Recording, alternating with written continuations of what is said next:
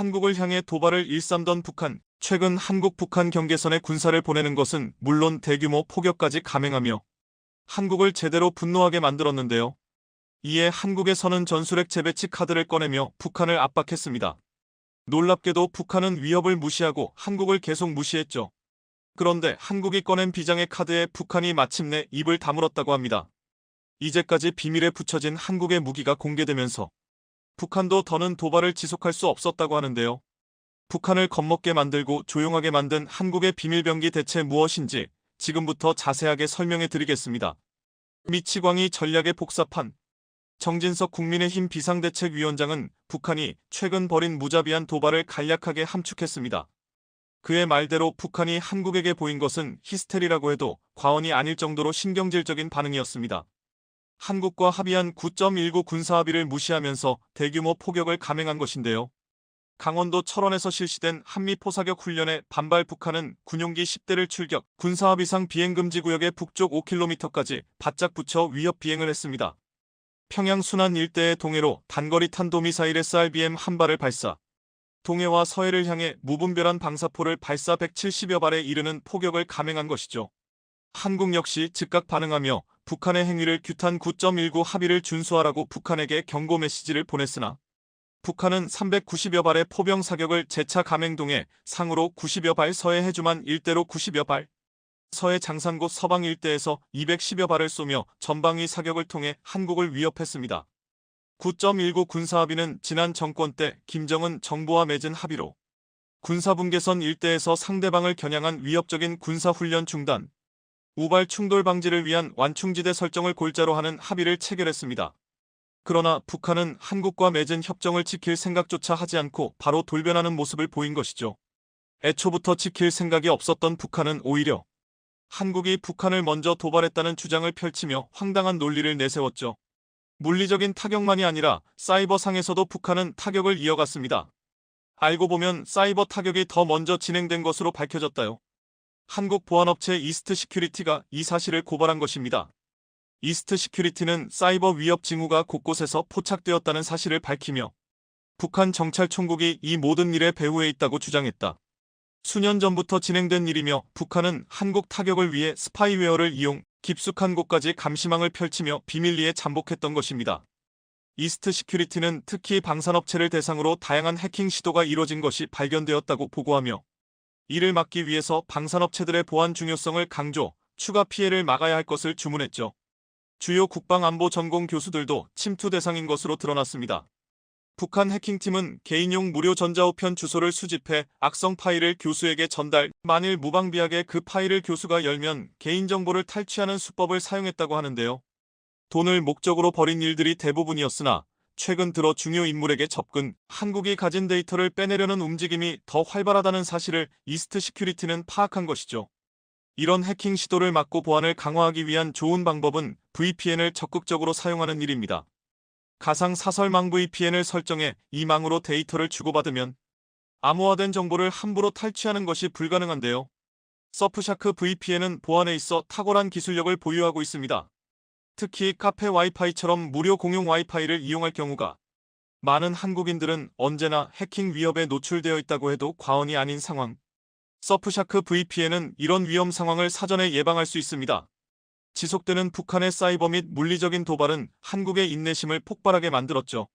한국은 이제까지와 다르게 북한을 제압할 효과적인 수단이 필요했습니다. 그리고 그 수단으로 전술핵이 최근 화제에 오른 것인데요. 핵을 믿고 한국에게 국지 도발을 감행하는 북한에 맞서 한국도 전술핵을 보유하는 것으로 맞대응하자는 것이죠.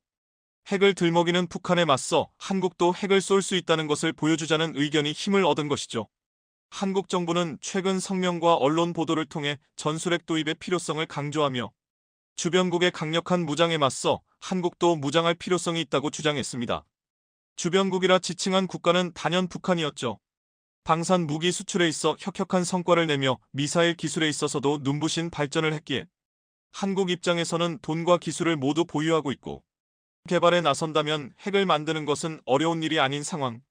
일찍이 핵을 보유하고자 했던 역사가 있었기에 한국에게 있어 핵이란 꿈이라 할 수 있습니다. 하지만 이 꿈은 번번이 좌절되어야 했는데요. 바로 미국의 강력한 견제와 간섭 때문입니다. 박정희 정부 시절 단독 핵개발을 꿈꾸며 몰래 핵개발 연구를 했던 한국은 미국에 의해 핵을 포기하게 되었습니다. 이후 미국의 해구산에 포함되어 핵개발 포기를 선언했죠. 핵이라면 그 어떤 수단을 써서라도 다른 국가가 보유하지 못하게 막은 미국은 이 문제에 있어 단호했습니다. 그래서 핵에 대해 비핵화 이야기만 꺼낼 뿐 한국에 대해 핵을 주겠다는 이야기는 표면으로 드러나지 않았습니다. 그런데 최근 이러한 기조가 변화했다는 것이 알려졌는데요. 북한이 미사일 도발을 한창 하던 9월 중 한미 간 긴급회의가 열렸고 여기서 전술핵 재배치에 대한 이야기가 등장한 것입니다. 미국이 보유한 전술핵을 일정 기간 제한적으로 한반도 주변에 배치, 확장 억제력을 강화하자는 제안이었죠. 특정 위치와 무기 수량까지 논의되었을 정도로 이 논의는 급물살을 타기 시작했습니다. 미국의 반응 역시 그전의 반대 기조와는 달랐습니다. 그리고 최근 게리 세이모어 전 백악관 대량살상무기 조정관은 구체적인 플랜의 일부를 언론에 공개했는데요. B-61 전술핵 폭탄이 한국에 배치될 가능성을 주장했습니다. 핵무기 투하용으로 개발된 B-61 전술핵 폭탄은 F-16, F-35 등 전투기의 탑재의 특정 위치까지 이동. 전술핵 폭탄을 떨어뜨리는 방식의 무기인데요. 무기까지 특정할 정도로 세부 내용이 합의된 것을 시사합니다. 결정적으로 존 커비 국가안보회의 전략소통조정관은 한국 전술핵 재배치와 관련 한국의 바람은 한국이 이야기하길 바란다며 완전 거부 의사를 표현했던 과거와는 다른 모습을 보였습니다. 기존과는 다르게 핵과 관련 협상 테이블을 열 수 있다는 자세였습니다. 북한은 이러한 움직임에 코웃음을 치며 도발을 멈출 생각이 없었죠. 오히려 미국과 한국을 동시에 비난하기에 바빴는데요. 그러나 이러한 비웃음도 잠시 북한 쪽으로 충격적인 소식이 전해집니다. 그동안 숨겨왔던 현무호의 시험 발사 영상을 공개. 한국이 군사보안을 위해 감춘 현무호를 세상에 공개하며 북한을 본격적으로 압박한 것입니다. 현무호 고위력 탄도미사일은 벙커버스터라는 칭호를 들으며 내 8톤의 탄두를 장착한 재래식 미사일 최강 파괴력을 자랑합니다. 지하 100m보다 더 깊은 갱도의 표적을 파괴할 수 있어 설사 북한 군이 어디에 숨어있든 요격할 수 있다는 평가를 들었죠. 그러나 현무호는 개발이 진행되고 있다는 것만 알려졌을 뿐 어디까지 개발되었는지 그리고 파괴력 수준에서 실제로 알려진 수준을 자랑하는지에 대해 비밀에 붙여졌습니다. 혹자는 허세라는 평가를 하며 현무호에 대해 저평가를 남기기도 했죠. 군사 전문가들 사이에서도 현무호가 모습을 드러내는 것은 5년 뒤라고 얘기할 정도로 실현하기 어려울 것이라 전망했습니다. 그런데 한국 정부가 갑작스럽게 현무호 발사 영상을 공개하면서 개발이 거의 마무리 단계라는 것을 공개한 것이죠. 북한 입장에서도 갑작스러운 한국의 현무호 공개에 당혹감을 감추지 못했다고 합니다. 그리고 더 무서운 가능성에 북한은 전율했다고 하는데요. 바로 핵탄두를 탑재한 현무호가 북한을 강타할 수도 있다는 사실이었습니다. 알려진 것과 다르게 B-61 핵폭탄이 아니라 현무호에 핵탄두를 실어 북한을 공격할 수도 있다는 가능성에 사로잡힌 것이죠. 미국의 태도 변화와 전술핵과 관련한 한국 정부의 강경한 태도 역시 이를 뒷받침하는 상황. 핵만 믿던 북한 입장에서는 상상도 하기 싫은 시나리오에 직면한 것이죠. 또 한 번 포격을 가하려던 북한은 현무호를 공개한 한국에 놀라 포격을 잠시 중지했다고 합니다. 아나무인의 모습을 보인 북한의 콧대를 단번에 꺾으며 한국의 강력함을 보여주었는데요. 과연 한국은 이번엔 비로소 미국의 도움을 받아 핵무기를 손에 넣을 수 있을까요? 한국이 핵무기를 보유해 더 이상 북한은 물론이고 중국과 일본의 견제에서도 벗어날 수 있길 기원해보겠습니다. 이스라엘과 팔레스타인 전쟁으로 인해 한치 앞도 가늠할 수 없는 혼돈의 상황에 놓인 중동 지역에서 한국산 무기가 구세주로 등극했다는 소식입니다. 지정학적 리스크가 갈수록 고조되면서 UAE, 사우디 등 중동 핵심 국가들이 연이어 한국산 무기를 대거 도입하고 있다는데요. 기회의 땅 중동에서 한국산 무기를 향한 러브콜이 얼마나 뜨거운지 국내 방산업체들이 정신없는 나날을 보내고 있다는데 자세히 알아보겠습니다. 살얼음판을 걷고 있던 중동 지역의 지정학적 리스크가 최근 더 고조되고 있습니다. 이스라엘이 가자지구 최남단 라파를 집중 공습하면서 대규모 사상자가 발생하는 등 도를 넘은 위협이 이어지고 있기 때문인데요. 라파 지역은 가자지구 최남단이면서 이집트 접경지로 북부에서 떠밀려온 피난민이 대거 몰린 곳이라 민간인 대량 학살의 위험이 고조되며 국제사회의 우려가 빗발치고 있는 상황입니다. 230만 명 정도인 가자지구 인구 가운데 절반 이상인 140만 명가량이 이곳으로 피신한 것으로 추정됩니다. 특히나 라파는 이스라엘의 봉쇄와 폭격을 피해 가자지구로 구호물자가 들어가는 사실상 유일한 통로로 이곳이 막히면 이제 이집트로 향할 수밖에 없습니다. 이에 대해 하마스는 집단 학살 전쟁이며 팔레스타인 주민들을 겨냥한 이스라엘의 강제 이주 시도라고 비판했지만 이스라엘은 미국 등 국제사회의 반대에도 아랑곳하지 않고 전쟁에 지라는 거냐며 물러설 의향이 전혀 없어 보입니다. 이렇듯 국제 정세가 대격변을 맞이하고 있는 가운데 최근 중동 지역에서 한국산 무기를 대거 원하고 있다는 소식이 전해지며 또 한 번의 잭팟이 터질 거라는 기대감가 나오고 있다는데요. 특히나 그동안 수출 실적이 없었던 품목이 재조명되면서 한국 방산 분야의 새로운 수출 아이템으로 떠오르고 있다고 해 관심이 집중되고 있는 상황입니다. 방산업계에 따르면 사우디 다음으로 희소식이 들릴 가능성이 큰 국가로는 UAE가 거론되고 있는데요. 전력화 이후 수출 소식이 없었던 수리온이 UAE와의 수출 협상이 최종 임박하면서 대박을 칠 가능성이 높아졌습니다. 현재 KAI는 수리온 UAE 수출을 노리고 있는 중으로 이번에 UAE와 수출 협상이 타결되면 국산 헬기가 수출되는 최초의 사례가 될 전망입니다. 수리온은 국내에서 군용뿐만 아니라 경찰해경 소방살림 등 다양한 용도로 사용할 수 있는 헬기로 꼽힙니다. 방산업계에 따르면 현재 KAI는 UAE와 수리온 파상형 수출을 논의 중이며 관련 논의가 거의 마무리 단계에 접어든 것으로 알려졌습니다. 작년에 UAE 측의 요청으로 속도를 내게 된 국산 헬기 수출 협상은 작년 12월 비공개 회의를 기점으로 구매 모델, 수량, 구체적인 요구사항이 구체화됐습니다. 현재 UAE가 원하는 모델은 해상작전에 특화된 기종으로 우리 해병대가 도입하는 상륙기동 헬기와 비슷한 스펙을 탑재할 거라는 후문입니다. UAE가 도입하려는 헬기 규모는 두 자릿수로 알려졌으며 헬기의 적 고속정 제압을 위한 무장 통합을 원하고 있어 공대공 미사일 1000검의 패키지 수출도 기대되고 있는 중입니다.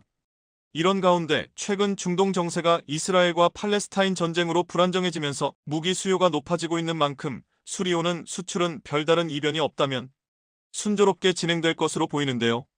사실 앞서 2022년에도 한국은 UAE와 4조 원 규모의 중거리 지대공 미사일 천궁 2사업 계약서에 최종 서명하는 등 방산 수출 역사상 단일 품목으로는 최대 규모로 수출하는 쾌거를 이뤘었습니다.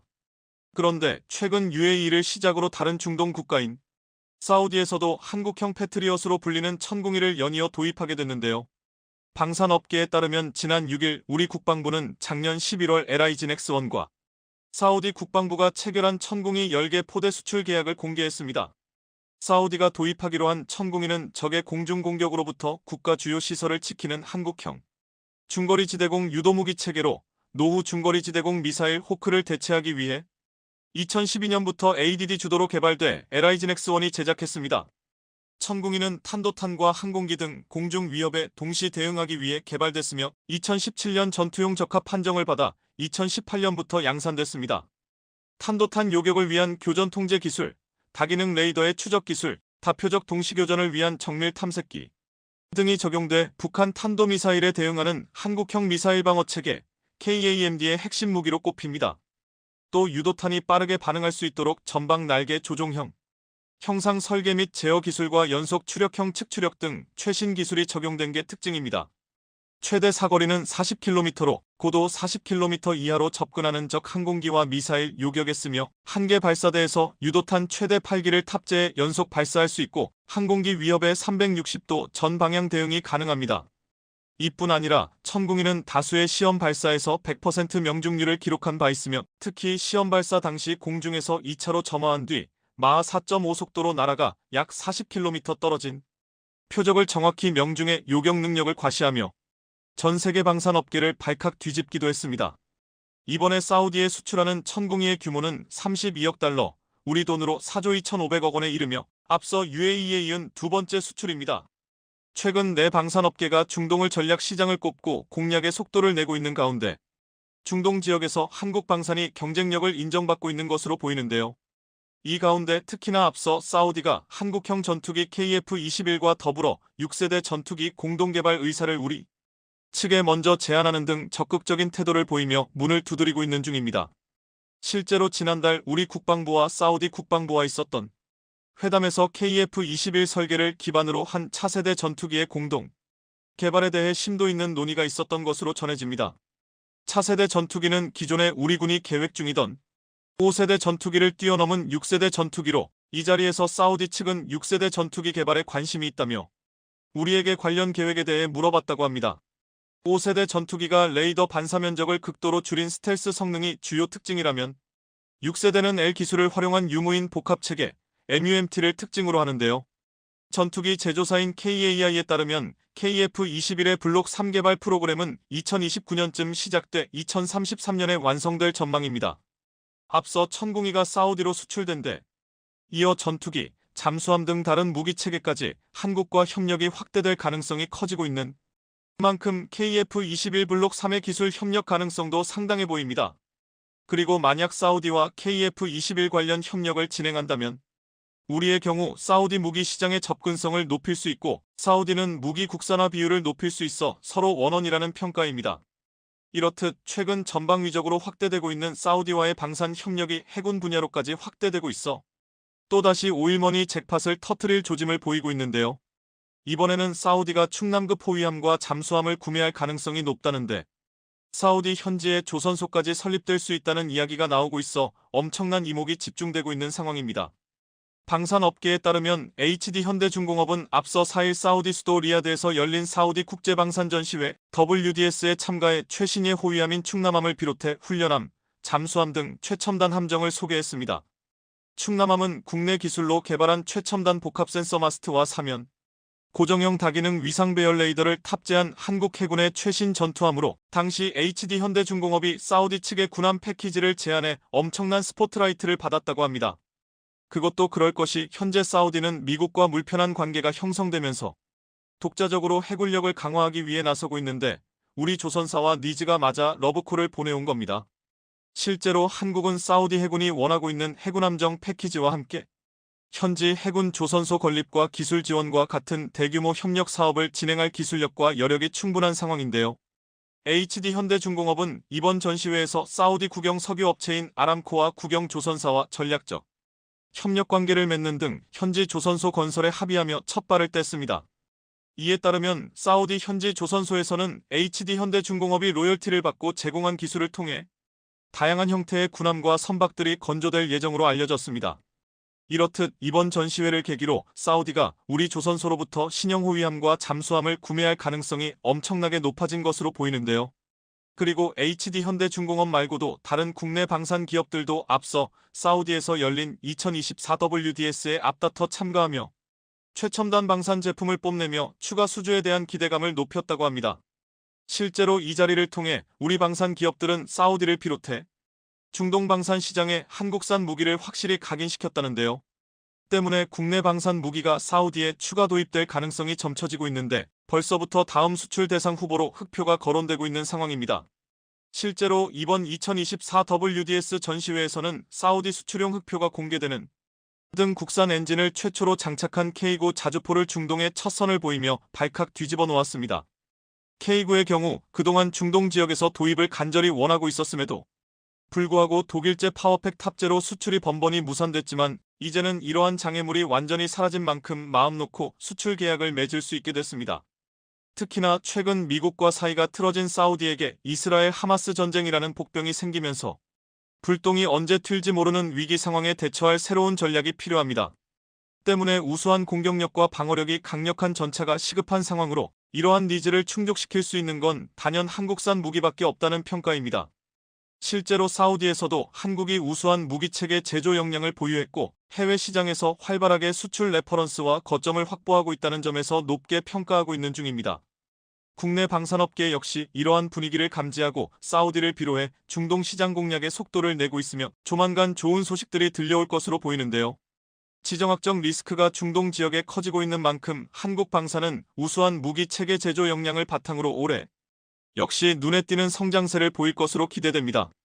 국가를 구성하는 3대 요소는 국민, 영토, 주권입니다. 대한민국 헌법 제3조는 대한민국의 영토는 한반도와 그 부속도서로 한다라고 규정하고 있는 바 대한민국의 영토는 국제법상 한국의 주권과 통치권이 미치는 영토 그리고 인접한 해안까지 주권이 미치는 곳은 전부 한국 땅입니다. 그러나 국가 구성 요소에서 가장 우선이 되는 국민이 없다면 제대로 된 국가가 구성되지 못합니다. 그래서 국민, 즉 한국인의 피를 가진 사람들이 그 영토에 거주해야 비로소 완벽한 국가가 될 수 있는 것이죠. 그런데 한국에서 태평양을 가로질러 4시간 30분을 날아가면 도착할 수 있는 남태평양 북마리아나 제도의 한 섬에 제2의 한국이라고 불러도 좋은 곳이 있습니다. 원주민의 45%가 한국인의 피를 가진 사람들로 구성된 이 섬의 정체는 무엇일까요? 지난 2014년 7월 30일 미국, 한국, 일본의 언론은 93세의 미국인 시어도어 반커크 씨가 사망했다는 속보를 띄웁니다. 평범한 미국인이 지병으로 사망했는데 미국, 한국, 일본 언론은 왜 호들갑을 떨며 속보를 띄운 것일까요? 이유가 있습니다. 이 남성은 미국에게도 한국에게도 일본에게도 아주 중요한 인물이었기 때문입니다. 미국에게는 태평양 전쟁의 승리를, 한국에게는 광복을, 일본에게는 씻을 수 없는 상처를 남긴 인물이죠. 1945년 8월 6일 하늘의 요새라 불리던 인류 최초의 원자폭탄 리털보이가 실립니다. 굉음과 함께 남태평양의 한 비행장을 떠난 에놀라 게이는 항법사 반커크의 안내를 받아 아시아를 향해 6시간을 날아가더니 갑자기 짐칸을 얼어 4080kg짜리 작은 녀석을 투하합니다. 히로시마 상공에 투하된 이 녀석이 바로 인류 최초의 우라늄 원자폭탄 리털보이입니다. 리틀보이를 투하한 당시 일본 방위대는 미국 폭격기 2대를 발견했다면서 경계 경보를 울렸지만 곧바로 취소합니다. 당시 일본인들은 워낙에 미군 폭격기가 등장하는 일이 빈번해 공습 사이렌 소리에 익숙한 상태였고 만약 실제로 폭격할 것이었다면 10대가 넘는 폭격기가 떠야 하는데 단 2대밖에 보이지 않았기 때문에 통상적인 정찰 임무로 보고 경계 경보를 취소한 겁니다. 그런데 이 2대의 폭격기가 히로시마의 미래를 바꿔버립니다. 경계 경보를 취소한 지 1분도 지나지 않아 히로시마에 살던 일본인들은 시끄럽다는 느낌도 뜨겁다는 느낌도 느끼기 전에 생을 마감했습니다. 낙하 장소로부터 10km는 잿더미가 됐고 히로시마 전체 인구의 13위 즉사했죠. 한미일 언론이 동시에 사망 속보를 띄운 주인공 시어도어 반커크는 이 에놀라 게이에 탑승한 10명의 미국인 중 마지막 생존자였습니다. 더 큰 인명 손실을 막는 대의를 위해 7만 명을 희생시킬 수밖에 없다는 각오로 리틀보이를 투하한 미군은 일본의 항복을 기대했지만 일본은 백기를 들지 않았습니다. 결국 3일 뒤 또 한 대의 폭격기 박스카가 남태평양 상공을 날아갑니다. 이번에 출격한 박스카에는 또 다른 인류 최초의 폭탄이 실렸습니다. 뚱보라고 이름 붙여진 플루토늄 원자폭탄입니다. 리틀보이보다 덩치가 훨씬 컸던 뚱보의 무게는 무려 4670kg. 이 뚱보는 원래 군수공장이 모여있는 고쿠라에 투하될 예정이었으나 짙은 먹구름으로 인해 시야가 확보되지 않아 방향을 틀 수밖에 없었습니다. 투하 연료와 남태평양까지 귀환할 때 필요한 연료를 계산해보니 고쿠라에서 가장 가까운 대도시가 눈에 들어옵니다. 결국 뚱보는 나가사키에 투하되어 8만 명의 인명피해를 불러왔죠. 그런데 이렇게 원자폭탄 투하로 즉사한 희생자의 상당수가 한국인으로 밝혀졌습니다. 일제가 히로시마와 나가사키로 강제로 징용해 군수공장으로 끌고 간 조선인 노동자들이었습니다. 그런데 이 에놀라 게이와 박스카가 이륙한 곳이 사이판에서 10분 거리에 위치한 티니안 섬인데 이 섬이 바로 제2의 한국이라고 불러야 할 곳입니다. 왜냐면 이 티니안 섬 원주민의 절반에 한국인의 피가 흐르기 때문입니다. 이들에게는 왜 한국인의 피가 흐르고 있는 것일까요? 지난 1997년 중앙일보의 이순남 기자는 남태평양 북마리아 제도의 상원의원 데이비드 싱을 만납니다. 티니안 섬의 원주민 참호로족인 싱은 자신의 할아버지가 제2차 세계대전 때 티니안 섬에 살았던 한국인이라고 밝혔습니다. 그의 성싱은 자신의 할아버지 성신에서 따왔는데 신씨 성이 티니안에서 자연스럽게 싱시아이엔지유로 바뀌었다고 말했습니다.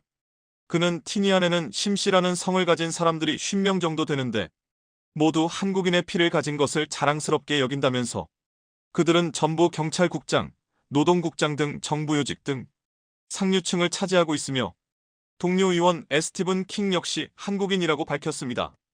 에스티븐 킹의 성 킹킹은 한국의 성씨 김이 바뀐 것입니다. 이렇게 남태평양의 작은 섬 티니안에서 상류층을 형성한 한국인의 후손들이 살아가고 있는 것입니다. 이들 외에도 최씨성이 변한 치오 등을 가진 티니안 원주민 참호로족은 꽤 많은데 이들 전부가 강제징용된 조선인들입니다. 어쩌다 이들은 남태평양까지 강제징용됐던 것일까요? 한국인이 가장 사랑하는 북마리아나 제도의 수도 사이판과 티니안은 전부 한국인이 강제로 끌려가 고된 노동에 고통받던 장소입니다.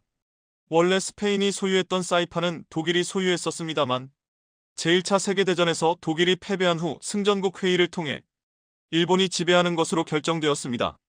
1년 내내 온화한 기후를 보이는 사이판은 사탕수수 재배에 최적지였고 이에 일본의 남양흥발이라는 기업이 대규모 사탕수수 농장을 운영하죠. 그리고 1930년대 후반 그 노동자들을 대부분 오키나와와 조선에서 데려간 겁니다. 이러한 사실은 2010년에 드러났는데 일제강점화 강제동원 피해 진상규명위원회는 1930년대 후반 사이판 등의 남양군도로 강제징용된 조선인들이 대부분 지옥 같은 고통 속에서 비극적으로 생을 마감했다라고 발표했습니다. 일제는 1939년부터 1941년까지 5,000명이 넘는 조선인을 남양군도로 강제로 징용했고 대부분의 조선인들을 비행장 건설과 사탕수수 재배 등에 투입해 촉사시켰습니다.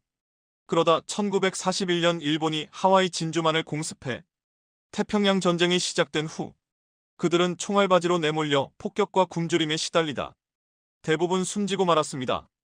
사실 사이판과 티니안이 자리한 북마리아나 제도는 미군에게도 일본군에게도 중요한 장소였습니다.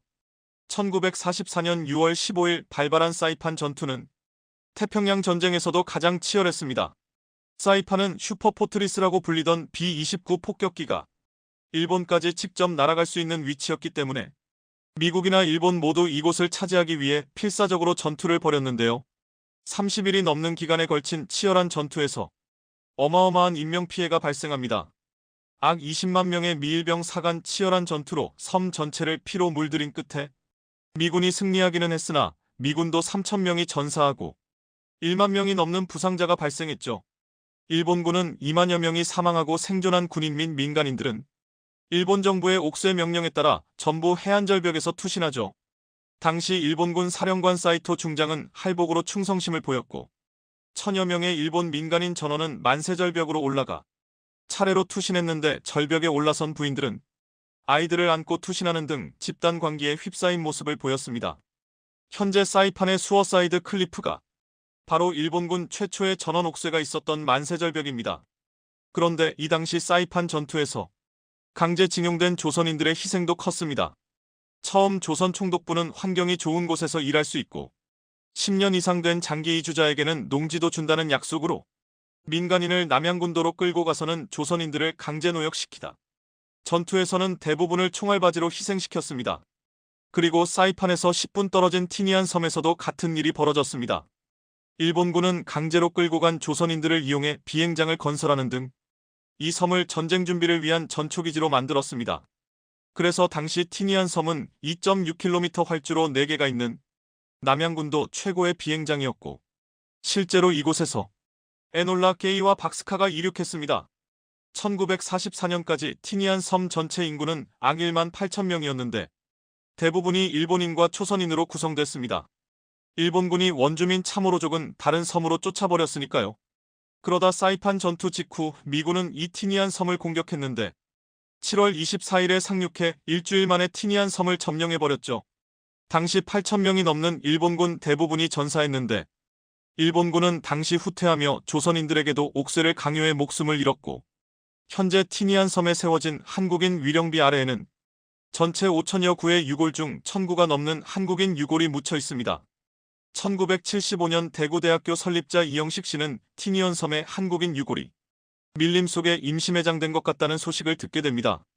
그는 밀림 속에서 조선인지묘라고 쓰인 비석을 발견하고는 인근 지역에 흩어진 5,000여 구의 유골을 2년 동안 수습해 수십 년간 남태평양 티니안 섬을 떠돌던 한국인 영혼들이 이제 경부고속도로 망양휴게소 맞은편 망양동산에 모셔졌습니다. 어쨌든 당시 일본군의 옥쇄 명령을 피해 정글로 도망쳤던 생존자 2,500여 명은 가까스로 목숨을 건졌으나 조국으로 돌아오지는 못했습니다. 상당수의 생존자들은 안타깝게도 배고픔을 참지 못해 아사하는 비극을 맞이했고 생존자들은 참호로족 26명의 도움으로 가까스로 섬에 정착했습니다. 이렇게 살아남아 뿌리를 내린 강제징용자들의 후손이 킹시로, 싱시로, 치오시 등으로 살아오고 있는 겁니다. 티니안 섬의 전체 인구가 3,000명가량인데 이들 중 절반가량이 완전한 한국인의 피를 가진 참호로족의 모습으로 살아가고 있습니다. 그리고 그들은 티니안 섬에 세워진 한국인 위령비에 매년제를 지내오고 있다고 하죠. 그런데 역시 한국인은 한국인인가 봅니다.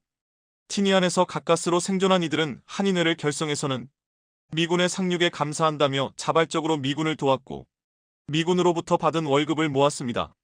당시 한인회에서는 현재 돈 1,000만 원에 해당하는 금액을 모아 미국 루스벨트 대통령에게 정치자금을 헌금하기도 했는데 당시 이춘재라는 이름을 쓰는 이가 쓴 서신에 따르면 금액은 적지만 티니안에 거주하는 2,400명의 조선인들의 피땀 어린 정성이라고 쓰여 있습니다. 뿐만 아니라 자신들은 돌아가지도 못할 조국의 광복을 위해 무려 4억 원에 달하는 금액을 모아서는 하와이 호놀룰루에서 활동하던 독립단체로 송금하는 등 조국의 광복에 힘썼습니다. 조선 충독부의 약속에 속아 남양군도까지 끌려갔던 조선인들은 전쟁 후 그토록 바라던 고국으로 돌아오지 못한 상태로 남태평양에 남았습니다. 그리고 그들의 후손은 이제 티니안에서 참호로족으로 살고 있습니다. 이렇게 가슴 아픈 역사가 반복되지 않기 위해서는 그 누구도 함부로 할 수 없는 부유하고 강한 나라가 되어야겠습니다. 전례 없는 에너지 위기에 봉착한 독일. 땔감은 물론이고 원자력까지 동원하는 등 안간힘을 쓰며 에너지 확보에 나섰는데요. 그럼에도 불구하고 충분한 에너지를 확보하지 못한 상황. 올라프 숄츠 독일 총리의 시름이 깊어지는 가운데 독일 국회의사당을 보던 그는 획기적인 생각을 떠올렸다고 합니다. 바로 한국이었다고 하는데요. 도대체 어떻게 그는 한국을 생각하게 된 것일까요? 지금부터 이에 대해 자세하게 설명해 드리겠습니다. 유럽은 추운 겨울을 보내야 할 것이다. 사망 선고와도 같은 결론에 많은 유럽 에너지 담당자들은 한숨을 내쉴 수밖에 없었습니다. 무슨 수를 써서라도 에너지 위기를 극복하려 했으나 결국 실패한 것이죠. 러시아가 유럽으로 공급하던 천연가스를 아예 끊어버리자 러시아 에너지 의존을 하던 많은 유럽 국가들은 다급하게 에너지 다변화를 계획하며 친환경 에너지 사업을 축소하거나 후퇴하는 변화를 꾀했습니다. 부랴부랴 친환경 에너지로 원자력을 선정하는 모습을 보이거나 화력발전소 폐쇄를 계획했던 것을 전면 철회하는 등 에너지 선진국이라며 자존심을 내세웠던 유럽 국가들은 러시아의 에너지 공급 중단에 민낯을 드러냈죠. 그 중에서도 가장 타격이 큰 곳은 바로 독일. 독일은 대부분의 에너지를 러시아에게서 수입하는 국가로 친환경 에너지 사업 전환에 있어 러시아에 의존을 많이 했는데요. 독일이 러시아에 의존을 많이 했던 이유는 단 하나, 바로 싼 가격 때문이었습니다. 친환경 에너지 사업으로 바꾸기 위해선 시설을 다 바꾸거나 친환경 에너지에 대해 막대한 투자를 진행해야 하는데 현실적으로 이렇게 추진하기에는 비용이 많이 들어가죠. 그렇기에 러시아에 의존을 많이 했던 것입니다. 전쟁이라는 변수를 예상하지 못하고 러시아 의존도를 줄이지 않은 결과 결국 독일은 스스로의 발등을 찍을 수밖에 없었죠. 우크라이나 전쟁 직후 독일은 안간힘을 쓰며 에너지 확보에 총력을 다했습니다. 올라프 숄츠 총리는 집단행동을 선언하면서 경제부총리를 비롯 정당 관계자들을 불러 독일의 비상 상황을 논의하기에 이릅니다. 이미 3단계 비상대응 계획 중 2단계인 비상경보를 발령했던 독일 입장에서는 최후의 수단으로 3단계 선언까지 생각하는 상황. 심지어 법까지 뜯어고치며 적극적인 대처 방안을 강구하고 있는데요. 러시아의 가스 수출 중단으로 인해 에너지 업체가 파산할 수도 있는 상황이기에 이를 막기 위해 독일 정부가 파산 직전에 에너지 업체를 구입해 국영화하는 방안을 통과시키면서 적극적인 대처에 나섰습니다. 국민들이 연료를 보다 싸게 구입할 수 있게 보조금 지급 정책도 내세웠습니다. 기존 노동자들에게 300유로, 한화로 40만 원의 보조금을 지급한 것에 더해 은퇴한 연금수급자에게는 300유로, 학생에게는 200유로가 지급됩니다. 주거 보조금을 받는 대상도 현행 64만 명에서 200만 명으로 늘리며 에너지 부족으로 인해 동사하는 상황을 막기 위해 정부 차원에서 나서는 모습을 보였죠. 그러나 이걸로는 독일의 에너지 위기를 막을 수는 없었습니다. 중동 국가를 비롯해 미국의 셰일 가스 수입도 논의하며 석유와 가스가 있는 다른 국가들에게 접촉했으나 이들 국가들도 에너지 유출을 막기 위해 수출 제한을 건 상황. 그나마 여유가 있는 사우디아라비아와 쿠웨이트 등 중동 산유국들에게 남은 기름을 나눠달라는 부탁을 했지만 미국의 증산 요구에도 눈 하나 깜짝하지 않았던 이들이 독일의 부탁을 들어줄 리는 만무했죠. 시민들도 독일 정부의 정책과 지원만을 믿을 수 없기에 스스로 에너지를 마련하는 모습을 보였습니다.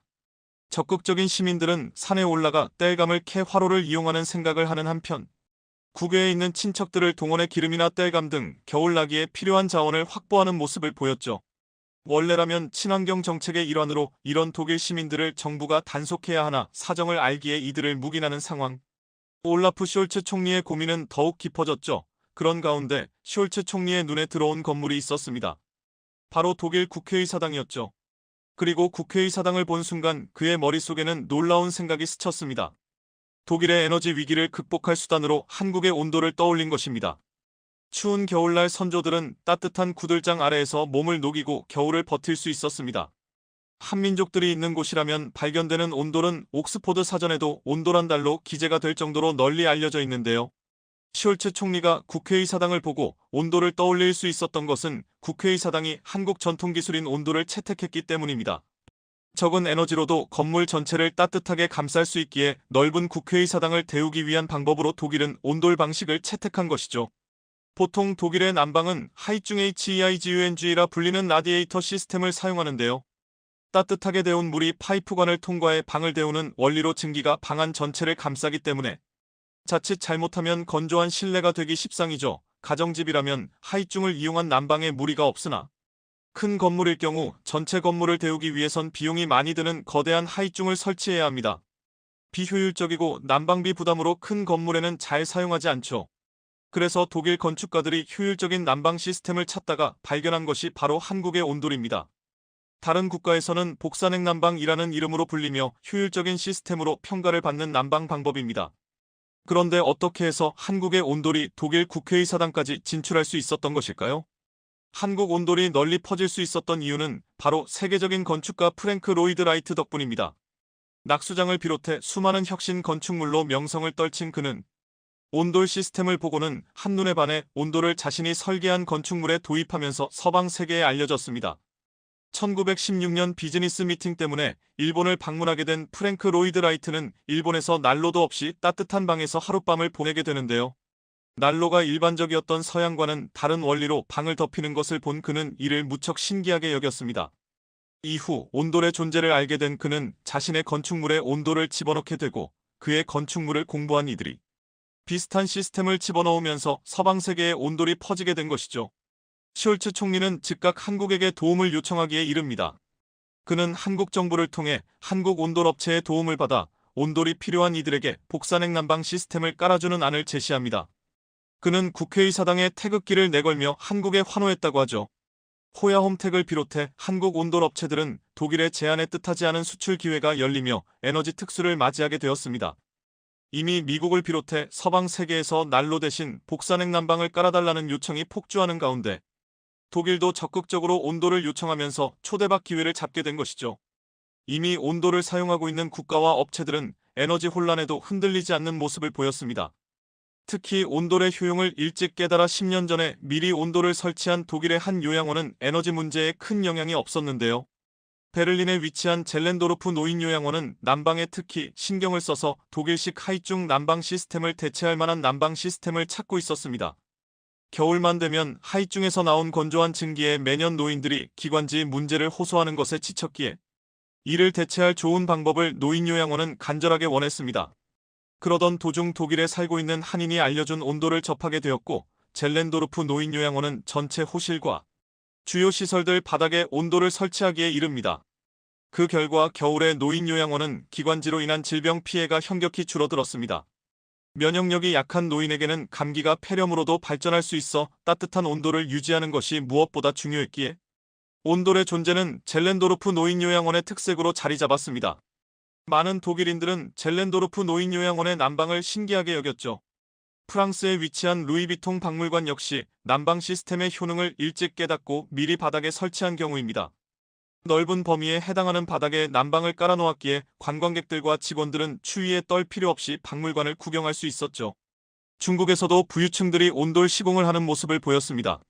한국 드라마를 통해 온돌을 신기하게 여겼던 중국인들이 온돌을 직접 체험하고 따뜻한 겨울을 보낼 수 있다는 후기를 공유하는 모습을 보였죠.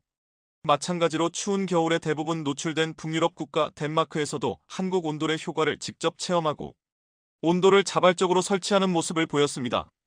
덴마크 공대 비안의 올슨 교수는 온돌은 세계적인 수준의 난방 시스템이고 전 세계적으로 추위에 떨고 있는 이들을 구원할 희망이라고 표현할 정도였죠. 한국도 온돌에 반응하는 세계 시장의 흐름을 읽고 이를 도입한 제품을 출시했는데요. 현대자동차가 최근 개발 중인 신형 전기차 GV90에 온돌이 적용된다는 소식이 퍼지자 세계 각국에서 뜨거운 반응을 보였죠. 모빌리티 온돌이라 부르는 시스템을 통해 차량 실내 공간을 훈훈하게 유지할 수 있다고 밝히자 자동차 주간지를 비롯한 세계 각국의 매체에서 한국의 온도를 주목하는 기사를 실으며 화제를 불러일으켰죠. 2022년 유럽에서 벌어진 에너지 위기가 한국 온돌의 가치를 돌아보게 하는 계기가 되었는데요. 슬기로웠던 한국의 전통 문화가 재발굴되는 일들이 계속 일어나길 기원해보겠습니다. 현재 전 세계 곳곳에 도착한 중국인들은 한국 때문에 크게 놀라고 있다고 합니다. 최근 수년간 모든 것이 돌변했고 일부에서는 아시아의 중심이 이동했다고 울분을 터뜨리며 또한 중국이 그렇게 돈을 많이 썼는데 이것은 부당하다는 항변이 이어지고 있다고 합니다. 현재 어떠한 일이 벌어지고 있으며 무슨 이유에서 한국의 위상이 변화했는지 두 가지 경우를 모아보겠습니다. 첫 번째, 공항에 도착해서 분노한 중국인들. 공항에서 부당한 대우 당한다며 싸우고 있는 중국인들. 현재 다양한 해외 채널에서 이제 포스트 코로나 시대를 맞아 여행에 관한 이야기가 흘러나오는데요. 특히 공항에서 많은 중국인들은 곤욕을 치르면서 한국인들 때문에 어려움을 겪는다고 합니다. 또한 공항에서 빠져나와 입국한 다음에 다양한 현지인들을 만나고 나면 이상한 접을 겪는다고 합니다. 특히 이제는 아시아인을 중국인이 아니라고 여기며 전혀 다르게 인식하는 경향이 뚜렷해지고 있다는데요. 오랫동안 해외에서 유럽 여행 가이드를 하는 사람들조차도 이러한 현상에 대해서 놀라워하는데요. 한국인들조차 오랜만에 해외에 나가면 깜짝 놀랄 정도로 지금까지 체험하지 못한 것을 겪고 있다고 합니다. 과연 공항에서 어떠한 일이 벌어지고 있는지와 현지에서 어떤 일이 생겼는지 살펴보겠습니다. 우선 기존 해외여행에서 대세는 그야말로 중국인들로 중국 사람들은 어디를 가나 여행을 주도했습니다. 인구가 많다 보니 규모 자체가 다르고 중국인들 중에는 부자들도 많아 씁쓸히 자재도 달라졌다는 것입니다. 따라서 오랫동안 해외에서는 아시아인들을 보면 중국 아니면 일본인인가 물어봤고 한국은 그 다음이었죠. 중국인들이 항상 강조하는 것은 우리는 전 세계 대국으로 인구도 많고 돈도 가장 많이 쓰고 있다. 중국의 돈을 받으려면 중국인을 대접하고 VIP로 대우해야 살아남을 수 있다라는 것이었습니다. 그런데 그들이 코로나 사태 이후 국경이 풀리면서 각 나라에 방문하며 한국 때문에 크게 놀라게 되는데요. 물론 반드시 인구가 많고 돈을 잘 쓰는 면에서만 중국에 대해서 널리 알려진 것은 아니기도 합니다. 특히 각종 뷔페에 갔을 때 많은 중국 사람들은 다 먹지도 않을 음식들을 산더미같이 퍼가는 모습이 다양한 SNS로부터 공유되면서 중국 여행객에 대한 각종 매너가 도마 위에 오르기도 했습니다. 베트남 리조트에는 항상 일정 시간이 되면 과일을 리조트 한가운데 놔두는 서비스를 제공했습니다만 중국 관광객들은 마구잡이로 과일을 쓸어 담아갔고 해당 리조트는 돈 문제가 생겨 과일 서비스를 멈췄습니다. 게다가 아프리카 지역에서는 특히나 중국에 대한 이미지가 뜻밖의 매우 좋지만은 모습인데요. 중국인들이 아프리카에서 1대1로 사업을 벌이고 모든 이득을 다 취득해서 중국으로 보내버리고 터키에서는 팬데믹은 물론이고 위구르 사태 등으로 중국에 대한 이미지가 최악으로 치닫은 것입니다. 터키 튀르키예는 6.25 전쟁에 참가하는 등 전반적으로 한국에 대해 선진국이라 생각하고 이미지가 좋습니다. 최근 세계 최장 현수교인 차나칼레 대교는 한국의 포스코가 터키 현지의 건설에 유명세를 탔으며 에르도안 대통령 역시 한국과 터키의 역사적 발전과 기술을 보여준다고 극찬하기도 했습니다. 그런데 최근 수년간은 국경이 닫히고 교류가 끊어지면서 뜻밖의 변화가 생겨나게 된 모습인데요. 코로나 사태 이후 불과 2년 만에 한국이 전 세계에서 위상이 완전 달라진 모습이 나온 것입니다. 현지인들은 한국의 BTS, 오징어 게임, 축구, 스포츠 스타 등 아시아는 모두 한국인으로 생각하고 있었던 것이고 그 중국인은 급기야 모두 한국 이야기만 하고 있다. 중국에 대한 질문은 왜 없는지 모르겠다고 했으며 중국이 문화를 만들어 수출한다고 하는데 중국 문화의 흔적은 그 어디에도 없다라면서 현타가 온 모습입니다. 이처럼 한국에 대해서 크게 열등감을 느끼면서 현타가 온 중국인들은 공항에서 또 한 번 충격을 받는데 유럽에서는 더욱 상황이 심각한데 영국에서는 한국인은 따로 이 게이트로 입국 심사가 면제됩니다. 영국은 유럽연합을 제외하고는 단 7개국만 입국 심사를 면제하는데 한국이 포함된 모습입니다.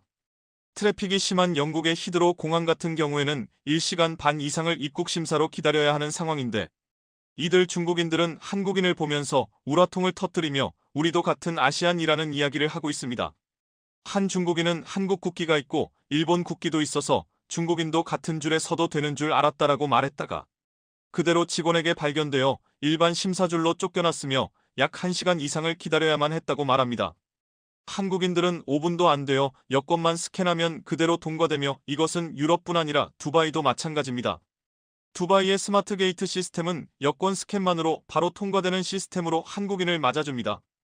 아시아에서 싱가폴, 한국, 일본 세 개국만 해당되는 서비스로 중국인들은 울분을 삼켜야 합니다. 일부 북유럽에서는 중국인들이 한국 여권을 위조한다는 소문을 듣고 더욱 입국 심사를 강화하고 있습니다. 한국 여권은 중국 내에서 한 개당 수천만 원에 거래되고 각국에 이처럼 무비자로 들어갈 수 있어 선호됩니다. 중국에 방문했던 한국인들이 코로나로 인해서 단체로 격리되고 수십 개의 여권을 맡겼다가 없어졌는데 현지 교포들의 말에 따르면 한국 여권이 세계적으로 무비자 국가도 많고 인정받고 있기 때문에 중국의 브로커들이 한국 여권만 보면 어떻게든 빼돌리려고 시도한다며 이에 대해 경고했습니다. 하지만 이런 중국 위조 여권이 많아진 다음엔 일단 한번 분실되면 재발행받아도 주의 리스트에 올라가므로 혹시라도 중국 여행 시 여권 분실은 절대 조심해야 하며 여권을 맡기는 일은 최대한 피해야 한다는 것입니다. 이와 같이 현재 코로나 사태 이후에 중국인들은 공항과 현지에서 소외감을 느끼는 상황입니다. 특히 한국인인 줄 알고 달려왔다가 실망하는 현지인 모습을 보면서 크게 현타를 느끼고 있는 듯합니다. 그런데 이러한 상황에서 최근 멕시코를 비롯한 남미 각국에 도착한 중국인들은 깜짝 놀랐습니다. 공항에서 자신들을 환대하는 게 아니라 오히려 한국인들을 환대하는 모습을 목격했기 때문인데요. 게다가 멕시코를 비롯해 몇몇 남미 국가에서는 한국조차 놀랄 정도의 이유를 제시했으며 중국에서는 그런 말을 듣고 인정하지 않을 수 없으니 울분을 삭히는 상황도 벌어졌다는 모습인데요. 중국에서 무슨 모습을 봤길래 그러는지 궁금한데 우선 중국 입장에서는 황당하다는 입장을 보입니다. 왜냐하면 앞서 베트남의 케이스에서 봤듯이 중국은 전 세계 여행객 중에 가장 큰 손이라고 불리웁니다. 남미도 마찬가지인데요. 멕시코 관광청에 따르면 코로나 이전이었던 2018년에 약 17만 명이 중국에서 왔고 이는 멕시코에 오는 아시아 관광객 중에 최고인데다가 연평균 성장률도 약 25%에 달하며 대단한 기세였습니다. 당시 중국은 한국의 사드 배치 문제로 인한 한한령 이후 한국과 사이가 극도로 악화되어 대체 여행지를 찾았고 그 가운데 이제 거리가 먼 남미까지 원정을 가면서 여행객 큰 손답게 행동하는 모습을 보였습니다. 그런데 불과 2년 만에 다시 방문한 멕시코나 남미는 중국이 아닌 한국인을 환영하고 있던 것입니다. 특히 공항에서 해놓은 모양을 보고 많은 중국인들은 공항 직원의 항의까지 하는 모습을 연출했지만 공항 직원들은 어쩔 수 없다면서 현재는 한국인만 편의를 봐줄 수밖에 없다는 식의 반응을 보였다는데 또한 이는 멕시코뿐만 아니라 남미 몇몇 국가에서 동일한 모습을 보여서 더욱 심각해진 것입니다. 중국 관광객이 어떠한 장면을 목격했는지와 왜 한국이 우대받는 상황인지 여러 케이스가 있는데요. 우선 현지 관계자들은 멕시코를 비롯해 한국의 위상이 예전과는 판이하게 다름을 지적하고 있습니다. 그런데 공항에 도착한 중국인들은 이런 맥락처럼 한국인들이 우대받는 모습에 우라통이 터진 건데요. 우선 멕시코 공항에 도착한 중국인은 가장 많은 여행객을 보내고도 중국어 안내판이 없는 걸 봤는데 오히려 한글 안내판은 있어 코로나 관련 안내사항, 반출입허가, 통관 절차 등이 모든 한글인 것입니다. 심지어 공항 내 주요 항공사 발권기 등에도 한글화가 이뤄져 한국인은 가서 매우 수월하게 발권을 하며 나아가 멕시코 공공기관인 관세청과 이민청의 홈페이지에 주요 안내사항도 모두 한국어로 서비스가 된다고 합니다. 영어를 모르는 경우 까막눈이 되어 신고서 작성도 못하고 있지만 한국인들은 그냥 통과했습니다. 중국 관광객은 누가 제일 멕시코에 왔었냐고 항의하지만 멕시코에서 돌아온 대답은 의외였는데요. 한국은 기아차나 삼성 TV 공장을 멕시코에 세웠고 이들은 미국에 수출하는 주요 업체라는 점을 강조했습니다.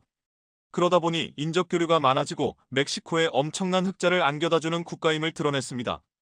게다가 이번 코로나 사태에 한국은 멕시코가 6.25 참전국이라면서 마스크를 비롯 방역용품을 꾸준히 보냈습니다. 이를 기억한 멕시코는 공항의 한글화 작업에 더욱 박차를 가했으며 영어에 이어 제3언어가 된 것입니다. 게다가 멕시코 관계자는 지난 2009년 신종플루가 유행했을 때 중국 태도를 문제 삼기도 했습니다. 당시 신종플루가 전 세계적으로 유행해 경각심이 있었고 지금 같지는 않지만 예의주시하는 모습이기도 했습니다. 그런데 홍콩에 입국한 멕시코 사람 한 명이 상하이에 있다가 홍콩에 갔는데 신종플루였던 것입니다. 그 후 중국은 갑자기 멕시코로 향하는 모든 관광객의 발걸음을 끊어버리는 극단적인 조치를 취했습니다.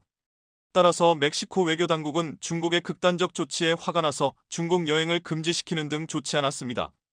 하지만 이제 반대의 상황이 되면서 멕시코에서는 중국에 대한 좋은 감정이 생길 수가 없다는 것이죠. 반면 한국은 멕시코의 방역을 가장 적극적으로 도와준 국가로 위상 자체가 현저하게 다른 것입니다. 비슷하게 방역 등의 도움을 받은 중남미 국가인 과테말라 역시 단독으로 공항을 한글화했습니다. 그러다 보니 한국과 중국의 국격이나 우대하는 것이 다를 수밖에 없지 않냐는 설명이 이어지는 것이죠. 그 밖에 페루, 브라질 등등 지난 2년간 코로나로 인해 한국과 중국의 격차는 크게 벌어지는 국면입니다.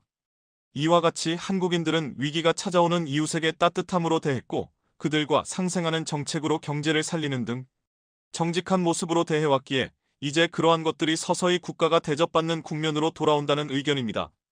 트럼프 대통령의 최측근이 중국의 새로운 국기와 임시정부를 설립해 충격을 주고 있습니다.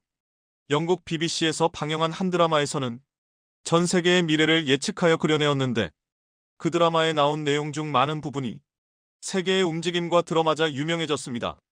그런데 앞으로 미국 행정부의 변화도 이 드라마에서 예측을 하고 있고 중국의 미래 등에 대한 내용 역시 동시에 등장합니다. 그럼 앞으로의 미래가 어떻게 바뀌게 될지, 또 트럼프 최측근이 설립한 새로운 중국 정부는 어떤 정부인지, 또 그것에 대해서는 어떤 이익이 있는지 동시에 같이 살펴보겠습니다. 첫 번째, 남중국해에서의 긴장 상황. 지난 2019년 영국 BBC에서 제작한 유명 드라마 이즈 언더 이즈에서는 2019년부터 2034년까지의 상황을 디스토피아적으로 묘사한 근미래가 어떻게 변화될지에 대한 이야기를 썼습니다. 놀랍게도 그 드라마에서는 예측하고 있는 부분이 그대로 들어맞는 경우가 많았습니다. 영국 엘리자베스 2세 여왕의 승하, 독일 앙겔라 메르켈 측리의 실각, 그리고 첫 번째 에피소드 중에는 2024년경 트럼프가 대통령이 되는 장면이 나오는데 충격적이게도 트럼프가 남중국해인 홍샤다오섬에 핵미사일을 떨어뜨린다는 내용의 다소 믿기 어려운 내용이 등장합니다. 그 후로 세계 각국에서는 대혼란이 발생하고 세계 증시 대폭락으로 인해 영국 내에서의 대규모 뱅크런 사태가 나타나고 세계 경제는 대혼란 상황에 빠진다는 내용이 등장합니다. 실제 도널드 트럼프 대통령은 남중국해 및 대만 문제와 같은 지역 안보 문제에 대해서도 강경한 입장을 보였습니다. 재선 시 이러한 문제에 대해 더욱 단호한 정책을 추진할 가능성이 있습니다. 특히 트럼프 대통령은 재임 중에 중국의 인권 문제에 대해 목소리를 높였습니다. 재선 시 이러한 문제에 대한 더욱 강력한 조치를 취할 수도 있습니다. 두 번째, 미국에서 정권이 변화할 경우 중국은 도널드 트럼프 전 미국 대통령을 중심으로 한미국 내 공화당 세력이 차기 미국 선거에서 미국의 확실한 권력을 차지할 경우 중국에 대한 외교 정책이 어떻게 변화될지에 대해서는 그의 이전 임기 동안의 정책과 공약, 그리고 공개적인 발언들을 바탕으로 몇 가지 가능성을 살펴볼 수 있습니다. 트럼프 전 대통령은 그의 첫 임기 동안 중국과의 무역 불균형을 해소하기 위해 강경한 무역 정책을 추구했습니다. 이는 관세 부과 및 다른 무역 제한 조치를 포함했습니다.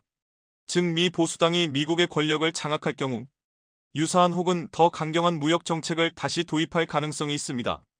또 기술 및 지식재산권 문제 역시 걸고 넘어질 가능성이 큽니다. 현재 서방국들에서는 중국산 제품들로만 모아놓은 어마어마하게 값이 저렴한 인터넷 홈쇼핑 사이트가 크게 인기를 끌고 있습니다. 수십만 원짜리 가전제품이 만 원도 안 되는 경우가 허다하고 각종 장난감 같은 건 몇천 원이면 구매 가능한 중국 사이트입니다. 이게 서양권 국가들, 특히 미국 같은 나라들에서 어마어마한 인기를 끌고 있습니다. 인플레이션이 미국 등 서방국에서 크게 일어나면서 발생한 문제인 것입니다. 그런데 미국에서 정권이 교체될 경우 저작권 문제를 걸고 넘어져서 이러한 중국 사이트의 폐쇄 가능성도 예측됩니다. 왜냐하면 대다수의 중국 물건들이 서양 국가들의 기술이나 저작권을 탈취해 만든 제품이기 때문이라는 이유에서입니다. 과거 도널드 트럼프는 중국의 기술 이전 정책과 지식재산권 문제에 대해 강력히 비판했습니다. 재임 시 그는 이러한 문제를 해결하기 위한 조치들을 취했습니다. 재선된다면 이러한 문제에 대해 더욱 엄격한 태도를 취할 수 있습니다. 그나마 중국의 외화 획득의 창구였던 저가 공산품 판매 웹사이트의 대거 폐쇄가 이뤄질 가능성을 예상해 볼 수 있습니다. 무엇보다 트럼프의 최측근 중 일부 인사가 중국에 새로운 망명정부를 구성했다는 것은 놀라운 사실입니다. 세 번째, 신중국 연방국의 탄생. 대통령이 된다고 하더라도 중국이 여러 개의 조각으로 분열된다거나 혹은 중국 경제가 초토화된다거나 하는 일이 발생하지 않을 가능성도 예측해 볼 수 있습니다. 그 이유는 여전히 미국은 러시아를 견제할 세력이 필요하기 때문입니다. 또 중국같이 인플레이션을 억제할 싼 값의 물건을 공급할 만한 제조업 국가가 미국에겐 필요합니다. 그런데 이런 상황에서 트럼프의 최측근이 새로운 중국의 망명정부, 민주주의 체제의 정부를 출범시켰습니다. 우선 국기부터 살펴보면 현재의 빨강에 5개의 별을 갖고 있는 다소 부정적 이미지의 국기 대신에 마치 유럽연합이나 나토와 흡사한 국기가 유력단체로부터 선정돼 지난 2020년 6월 4일 창립된 이후부터 지속적으로 사용되어 오고 있습니다. 이들은 망명단체입니다.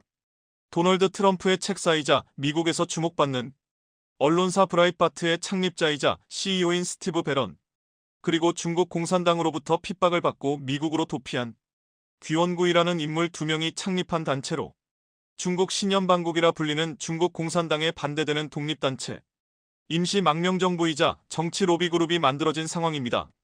창립자 중 한 사람인 거원구이라는 인물의 경우에는 중국에서 어마어마한 부동산 재벌로 알려져 있고 그러한 자본력을 바탕으로 미국 정계의 로비 집단으로 성장한 상황입니다. 이들은 캐나다, 대만, 일본, 뉴질랜드, 호주 등 여러 국가의 지사를 설립했고 공식적으로 활동을 하고 있습니다. 그런데 이들의 활동이 갑작스러운 암초에 부닥쳤습니다.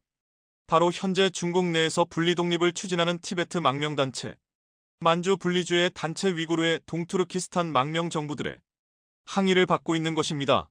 바로 이들이 구상하는 중국이 티베트 위구르 만주를 포함하는 현재 중국 지도 그대로의 망명정부 단체를 만들었기 때문입니다. 동투르키스탄 망명정부 대표들은 신중국 연방이라는 단체의 탄생에 대해서 우리는 중국의 일부가 되기를 원하지 않으며 동투르키스탄 만주 남몽골 티베트를 중국의 지배와 영향력 아래 두는 연방이 되기를 원하지 않는다라고 밝혔습니다.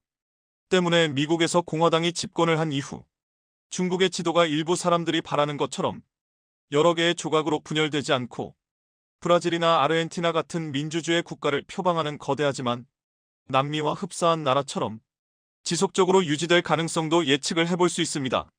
사실 중국이 여러 개로 분열이 될 경우 바로 위 러시아가 반사이익을 볼 수 있고 또 여러 개로 분열된 중국의 여러 나라들과의 외교적인 조율이 복잡하고 어려워질 수 있습니다.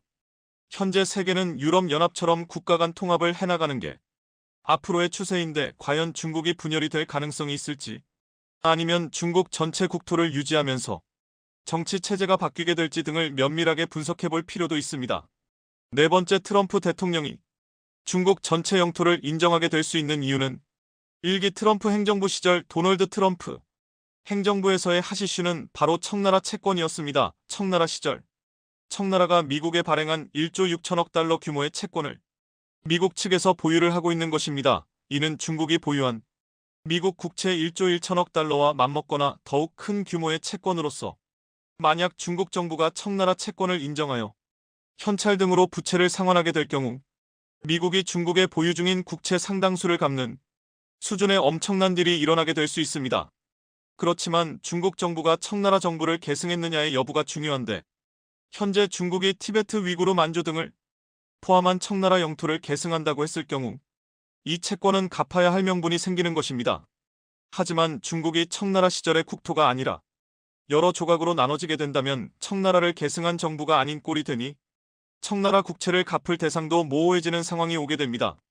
만약 신중국 연방국이 청나라 정부를 계승해 현재 중국 국토를 계승한 새로운 정부를 세운다면 미국은 청나라 채권을 상환받을 수 있는 대상이 생기게 됨으로 인해서 예상치 못한 막대한 횡재를 하게 될 가능성을 생각해 볼 수 있습니다.